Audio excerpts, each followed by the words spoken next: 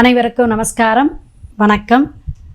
ஓம் பூச்சியாய ராகவேந்திராய சத்திய தர்ம ரதாயச பஜத்தாம் கல்ப விருஷாய நமதாம் காமதேனுவே. ஸ்ரீ ராகவேந்திரருடைய பொற்பாதம் தொட்டு வணங்கி குரு வாழ்க குருவே துணை. நெட்சன் டிவி நேயர்கள் அனைவருக்கும் வாழ்த்துக்களையும் வணக்கத்தையும் தெரிவித்துக்கொண்டு கோவையிலிருந்து அடியேன் கிருஷ்ணவேணி. வாழ்க வளமுடன். எல்லா நேயர்களும் நல்ல சப்போர்ட் பண்ணுறீங்க, ரொம்ப சந்தோஷமாக இருக்குது, ஹாப்பியாக இருக்குது. ராகு கேது பயிற்சி, குரு பயிற்சி, அருமையான சப்போர்ட்டுங்க. உங்களுடைய சப்போர்ட்டுக்கு மீண்டும் நன்றியை தெரிவிச்சுக்கிறேன். மிக அற்புதமான ஒவ்வொரு மாதங்களும் 2025 எப்படி இருக்குது பலாபலன் அப்படின்னு சொல்லிகிட்ருக்கோம். இந்த 2025 இந்த மாதம் நம்ம பார்க்க போகிறது ஜூன் மாதம், 6வது மாதம்.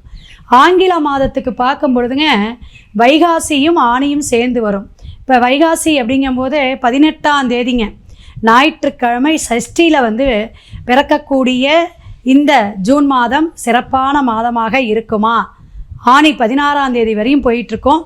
கிட்டத்தட்ட 30ஆம் தேதி முடியும் பொழுது திங்கட்கிழமை பஞ்சமி தேதியில் முடியுதுங்க.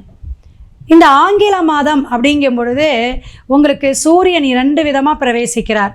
ஒன்று ரிஷபத்தில் சூரியன் போயிட்டுருக்கார் வைகாசியில், அடுத்தது மிதுனத்துக்கு போயிடுவார் சூரியன். கிரக கோச்சாரத்தை வச்சு தான் சொல்கிறோம், ஒரு 60% தான்.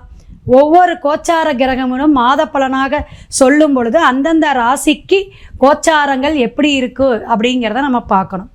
அப்போ வைகாசி மாதமும் ஆணி மாதமும் மிங்கிளாய் வரக்கூடிய இந்த ஜூன் மாதம் என்ன சிறப்புன்னு பார்த்தீங்கன்னா, அருமையான சிறப்பு ஒன்று இருக்குதுங்க.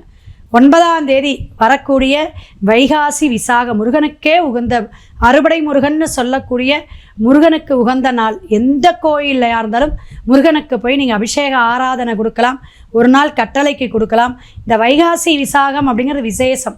ஒவ்வொரு தமிழ் மாதமும் ஒவ்வொரு தமிழ் கடவுளை நம்ம வழிபாடு எடுக்கிறோம்.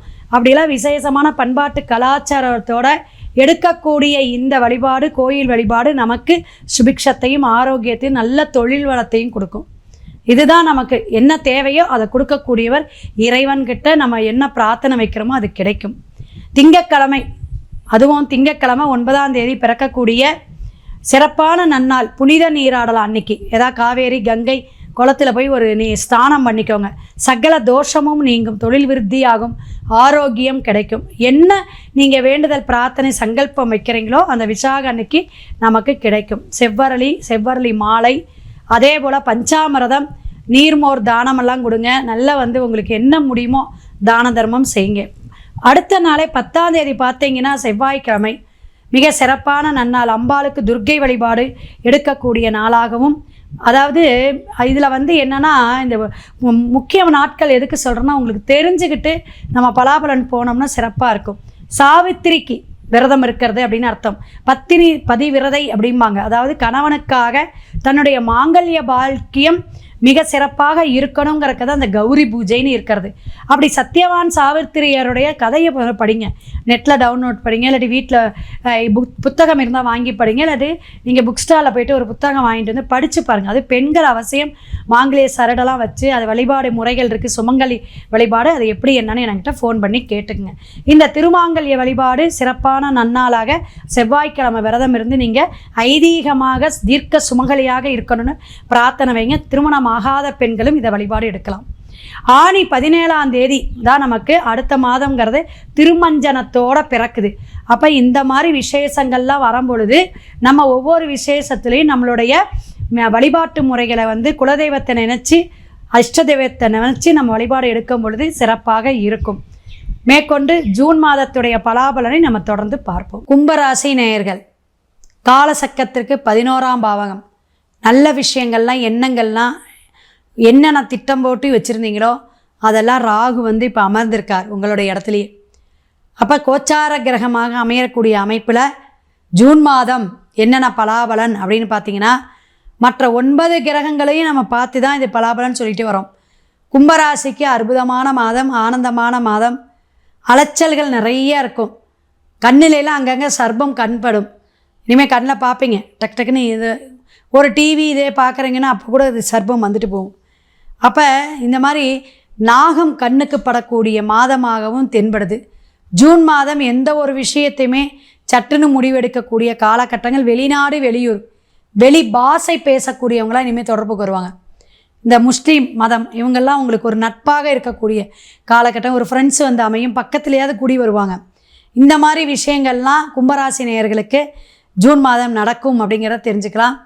கும்பராசிக்கு மேற்கொண்டு பார்த்திங்கன்னா தொழில் ஏற்றம் உண்டு. சின்ன சின்ன முதலீடுகள் போட்டு செஞ்சிட்ருக்கவங்க அப்படியே செஞ்சிட்டுங்க. அதிகம் முதலீடு வேண்டான்னா கணக்கில் கோடீஸ்வரர் ஆகணும், கோடி கோடியாக போடணும்னா அது வேண்டாம். ரியல் எஸ்டேட் பண்ணுறவங்க, விவசாயத்துறையில் இருக்கிறவங்களுக்கெல்லாம் படிப்படியாக முன்னேற்றம் ஜூன் மாதம் காட்டுது. பயம் வேண்டாம். மாணவர்கள் என்னென்ன படிக்கணும்னு கோர்ஸ் ரெடி பண்ணி வச்சுருக்கீங்களோ அதெல்லாம் மருத்துவத்துறையாக இருந்தாலும் மருத்துவத்துறை இது மாதிரி கிடைக்கும். தாய் தந்தையரை விட்டு பிரியக்கூடிய காலகட்டங்கள். வெளிநாடு வெளியூர் போகிறவங்களுக்கு விசா கிடைக்கும், போகலாம். ராகு நகர்த்தி கொடுப்பார். பிரம்மாண்டமான ஆசைகள் அதிகமாக வரும். நகை வாங்கலாமா, அந்த ட்ரெஸ்ஸு வாங்கலாமா, வீண் விரயங்கள் செலவுகள்லாம் மனசில் வந்து போகும்.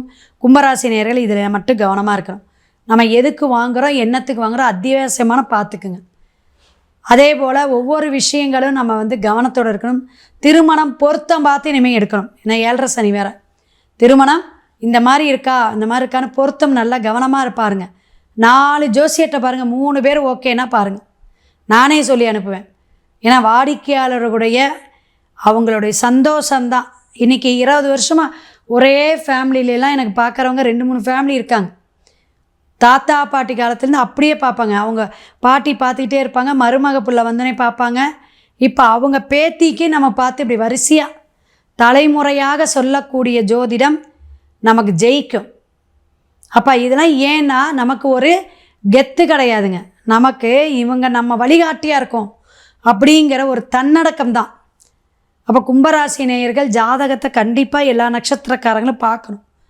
கோச்சாரம் எப்படி இருக்குது, இந்த பயிற்சிகள்லாம் எப்படி இருக்குது, இந்த வருஷம் எப்படி இருக்குது, இந்த ஜூன் மாதம் என்னத்தை ஜெயிச்சுக்கலாம், நான் ஒரு எதிர்பார்த்துக்கிட்டு இருக்கேங்க ரொம்ப வருஷமாக, அது கிடைக்குமா, பிரச்சனமே பார்த்துக்கலாம். சோழி பிரச்சனமே அவள் சோழி பிரச்சனை போட்டு இப்படி பார்க்கும்பொழுதே தெரிஞ்சிடும்.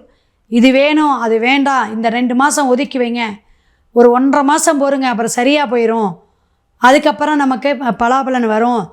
அப்போ ஒரு சண்டால யோகம் வாங்க, உங்களுக்கு ஒரு யோகம் காத்துக்கிட்டு இருக்குது. கவனமாக இருக்கணும். குலதெய்வத்தை நல்லா நிந்தனை பண்ணாமல் ஆராதனை பண்ணணும். நம்ம தெய்வத்தால் தான் இருக்கோம் அப்படிங்கிற எண்ணங்கள் இருக்கணும். அப்போ தான் ஜெயிக்க முடியும். நல்ல பாடம் படிப்பின உறவுகளிடையே நட்பு வட்டாரத்திலேயே ஒரு விஷயங்கள் கசந்து மோந்து போகக்கூடிய விஷயம்லாம் நடக்கும். வம்பு வழக்கு கோர்ட்டு கேஸ் ஏதாவது வரும். எண்ணம் வேகமாக செயல்படுங்க. ஸ்பீடு இருக்கும், ஸ்பீடு இனிமேல் இருக்கும். அதற்கான ஸ்பீடுக்கு போனாலும் இது சக்ஸஸ் ஆகுமா, இந்த விஷயம் வந்து நமக்கு நடக்குமா அப்படி யோசித்து ஒரு விஷயத்தில் இறங்குங்க. புதிய முயற்சிகள் தவிர்க்கவும். பழைய விஷயங்களை தொடர்ந்து செஞ்சிட்டுங்க.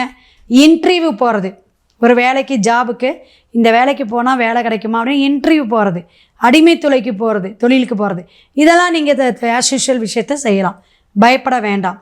அப்போ ஒவ்வொரு விஷயமும் நமக்கு பல சிந்தனைகளை ஏற்றத்தையும் ஒரு மாற்றத்தையும் கொடுக்கக்கூடிய மாதமாக அற்புதமான மாதமாக இருக்குது. பிள்ளைங்கனால ஒரு நல்ல செய்தி வரும். குழந்தைங்கள் படிப்புக்காகவோ அல்லது வெளிநாட்டில் போயிட்டு திருமணம் நடத்துறதுக்கான எடுங்க தாராளமாக. வெளிநாட்டில் தான் வர அமையும் அப்படிங்கிற ஜாதகத்தில் இருக்குங்க. எல்லாமே அந்த கட்டத்தில் 12 கட்டத்துலேயும் பிரச்சனைகள் என்ன, நல்ல விஷயங்கள் என்னன்னு தேடுதல். அப்போ அந்த ஆராய்ச்சி முறையில் நம்ம சொல்லும் பொழுது ப்ரிடிஷன் கண்டிப்பாக நல்லதாக இருக்கும் அப்படிங்கிறத தெரிஞ்சுக்கணும். தசாபுத்தி சப்போர்ட் பண்ணணும்.